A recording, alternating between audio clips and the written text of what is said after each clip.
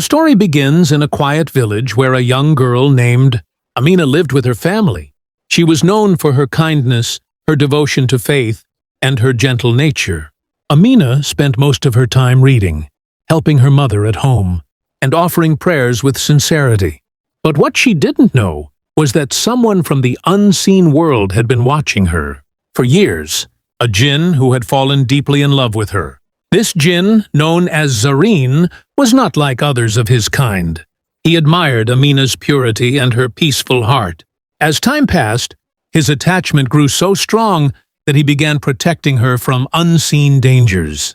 Whenever Amina left home, a faint breeze followed her, and whenever she felt uneasy, it was Zareen shielding her from hidden harm. She never knew the source of this presence, but she often felt as if someone was watching her with care, not with malice.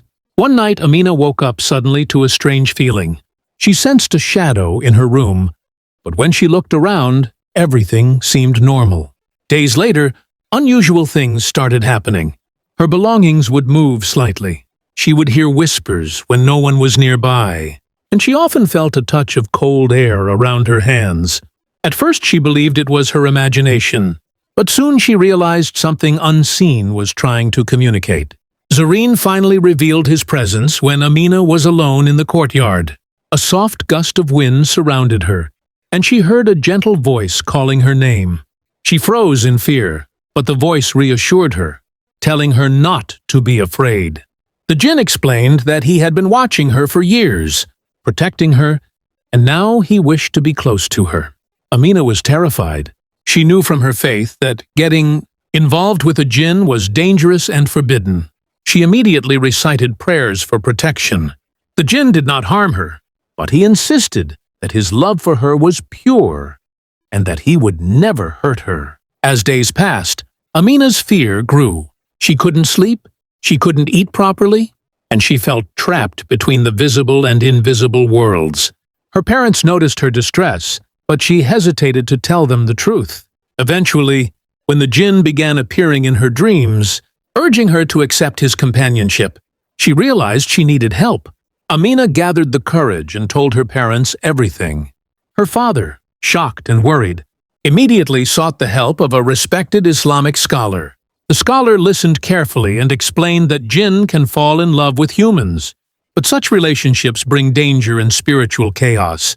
He reminded the family that only through faith and strong prayer could they break the connection. The scholar gave Amina special verses to recite daily, including Ayatul Kursi, Surah Al-Falaq, and Surah An-Nas. He warned her to remain firm and not show fear, because fear gives strength to such jinn. When Amina began following this guidance, Zareen became restless. The more she prayed, the weaker his influence grew. He appeared before her in the form of a shadow, pleading with her not to push him away. But Amina stayed strong, reciting the verses again and again. The jinn screamed in pain, unable to stay near her, and slowly faded away into the darkness. For the first time in months, Amina felt peace in her heart. The battle was not easy. The jinn returned several times, each one weaker than before, until finally he disappeared completely. With the help of the scholar and her unwavering faith, Amina freed herself from the unnatural bond. Her life slowly returned to normal, and she understood an important lesson: that protection, safety, and love must come from the right sources, not from the unseen world that Allah has warned us about. This story reminds us that not every unseen force comes with evil intentions, but relationships between humans and jinn are forbidden and dangerous. True peace comes from trusting Allah, staying connected to prayer, and never allowing fear to weaken our faith. Amina's courage teaches us that even in the most terrifying moments, faith becomes a shield stronger than anything else. After the jinn finally disappeared, Amina thought everything had ended. She believed her life would return to complete normalcy. But destiny still had more tests waiting for her. Even though the jinn no longer appeared, at night she sometimes felt a faint whisper calling her name. It wasn't strong enough to harm her, but it reminded her that the unseen world never completely leaves once it has touched someone's life. Amina became more devoted to her prayers. She spent long hours reciting Quran, asking Allah for protection and guidance. Her family supported her, making sure she was never alone, especially after sunset. Slowly, Amina found strength in her faith and started healing from the emotional fear she had carried for months. But one evening, as she walked near the small stream behind her house, she felt a sudden cold breeze, the same sensation she once felt when the Jinn was near. Her heart began to race. She stood still, reciting quietly under her breath. This time, instead of seeing a shadow or hearing a whisper, she felt a heavy sadness in the air, almost like a farewell. Amina realized that Zareen, the Jinn, had come for a final goodbye. She didn't see him, but she felt the weight of emotions around her. Strange mixture of sorrow, regret, and longing. Amina closed her eyes and said softly that she did not hate him. But she belonged to the human world, and her path must remain the one Allah chose for her. The breeze slowly faded, and with it, the last trace of the Jinn's presence disappeared forever.